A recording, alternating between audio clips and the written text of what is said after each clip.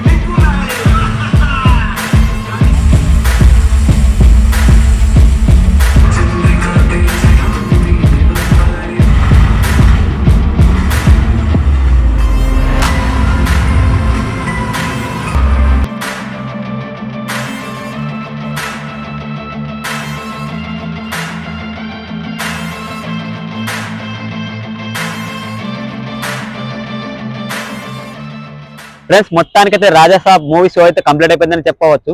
మరి మూవీ ఎలా ఉందనే విషయానికి వస్తే సింపుల్ గా చెప్పే ప్రయత్నం అయితే చేస్తాను.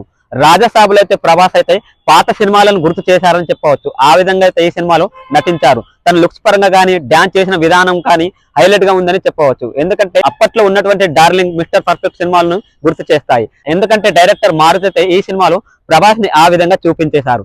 అంతేకాకుండా ఈ సినిమాలో ముగ్గురు హీరోయిన్స్ గా నటించారు. ఉన్నంత తక్కువ మాత్రాన స్కోప్ లో నటించినప్పటికీ చాలా బాగా నటించారు. అలాగే తమన్ బీజిఎం అక్కడక్కడ బాగుంటుంది, కానీ సాంగ్స్ మాత్రం అంతంత మాత్రంగానే ఉన్నాయి. ఈ సినిమా స్టోరీ విషయానికి వస్తే ఒక పాత వంటి బంగ్లా చుట్టూ ఈ సినిమా అయితే స్టోరీ కొనసాగుతుంది. సంజయ్ దత్ విలన్ గా నటించగా ప్రభాస్ గారికి సంజయ్ దత్ తాతగా నటించారు. అతనైతే ఒక దెయ్యం పాత్రలో ఈ చిత్రంలో అయితే నటించారు. ప్రభాస్ గారైన నానమ్మ యొక్క ఆస్తి మొత్తము సంజయ్ దత్ అయితే ఆ ఆస్తిని మొత్తం దోచుకొని తనే ఆ బంగ్లాకు రాజుగా నిలవాలని తను కోరుకుంటుంది. చనిపోయినా కూడా ఆత్మ రూపంలో బంగ్లాలో ఉన్నటువంటి ఆస్తులతో పాటు బంగ్లాను, అలాగే ఎన్ని జన్మలెత్తినా కూడా ఆ బంగ్లాకు రాజుగా, అలాగే నేనే బతుకుండాలంటూ ఉన్నతాధికారిగా నిలవాలంటూ తన ప్రయత్నం ఉంటుంది. ఆ తరుణంలో ప్రభాస్ గారైన నానమ్మను చిత్రహింసలు పెట్టి ఆ బంగ్లాలో ఉన్న ఆస్తులు మొత్తం దక్కించుకోవాలని చూస్తుంటాడు. ఆ తరుణంలో ప్రభాస్ మనవడైన గారితో ఇద్దరి మధ్య అనుకోని పరిమాణాలు అయితే ఏర్పడుతూ ఉంటాయి. అయితే ఈ సినిమా అయితే మొత్తానికైతే హర్రర్ కామెడీ లాగా ఈ సినిమా అయితే నడుస్తూ ఉంటుంది. ఈ సినిమాలో ప్రభాస్ ఎమోషనల్ గా కానీ కామెడీగా కానీ కొన్ని పరిస్థితులలో అదరగొట్టేశారు. అంతేకాకుండా ఈ సినిమాలో నానమ్మ పాత్ర నటించినటువంటి జరీనా వహాబ్ అయితే చాలా బాగా నటించారు. ఇక ఈ సినిమాలో ప్లస్ పాయింట్ గురించి మాట్లాడుకుంటే ముఖ్యంగా చెప్పాలంటే ఈ సినిమాలో పెద్దగా చెప్పాల్సిన అవసరం ఏమీ లేదు. ఓన్లీ ప్రభాస్ నటించిన విధానం మాత్రమే బాగుంది. ఇక మైనస్ పాయింట్స్ గురించి మాట్లాడుకుంటే అక్కడ విఎఫ్ఎక్స్, అలాగే సాంగ్స్, అలాగే ఈ సినిమాలో వచ్చిన కొన్ని గ్రాఫిక్స్ కానీ అంత మాత్రాన్ని ఉండగా ఈ సినిమాలో కథలో మాత్రం కొత్తదనం ఏం లేదని చెప్పవచ్చు. ఈ సినిమా గురించి చెప్పాలనుకుంటే ప్రభాస్ కోసం మాత్రం ఈ సినిమా ఒకసారి చూసేయచ్చు. ఇక ఫైనల్ గా చెప్పాలంటే ఈ సినిమా గురించి హర్రర్ కామెడీ యాక్షన్ ఎంటర్టైనర్ అని చెప్పవచ్చు. ఇక సినిమా మాత్రం ఊహించిన స్థాయిలో లేనప్పటికీ అంతంత మాత్రంగానే ఉన్నదని చెప్పవచ్చు. ఇక మరి ఈ సినిమా మీరు చూసినట్లయితే ఎలా ఉందన్నది ఒకసారి కామెంట్ ద్వారా తెలియజేయండి. అలాగే ఇలాంటి లేటెస్ట్ రివ్యూస్ కోసం కానీ వ్లాగ్స్ కోసం కానీ మా ఛానల్ ఇప్పుడే సబ్స్క్రైబ్ చేయండి. ఏ చిన్న విషయం కూడా మిస్ అవ్వకుండా పక్కన బెల్ ఐకాన్ నొక్కండి. లైక్ షేర్ చేద్దాం. మరొకటి మరో వీడియోతో మళ్ళీ కలుద్దాం. Thank you.